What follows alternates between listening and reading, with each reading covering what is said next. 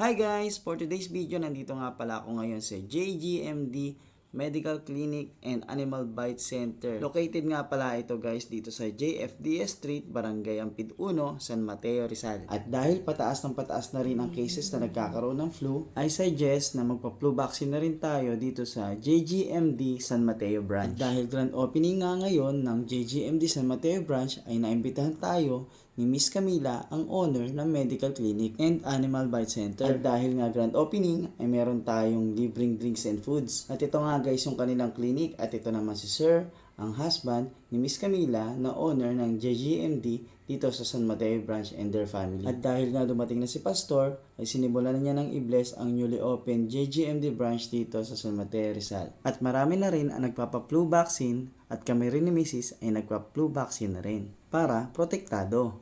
Check na ako ng flu vaccine na. Gusto ako.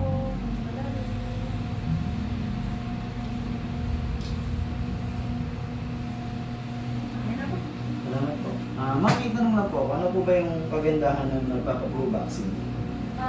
Ang flu vaccine kasi dito sa JGMD, nire-recommend natin ng mga pasyente na yearly po magpabakuna. Para makaiwas din tayo sa paglubha ng trangkaso. Isa din yung parang hindi tayo makahawa sa mga patient na o kasama natin sa bahay na matanda, sanggol, para makaiwas din sila sa anumang sakit. Ganun po pala. Bukod po ba sa sa flu vaccine, meron po ba kayong ibang in-offer dito na vaccines? Yes po, meron din tayo anti-rabies vaccine. Nagbabakuna din tayo sa mga nakagat ng aso, pusa, panike, ahas, daga, ganun. Okay po pala, no? Okay na, bakunado. Kaya ano pang hinihintay nyo guys? Dahil dito sa JGMD, protektado ang pamilyang bakunado.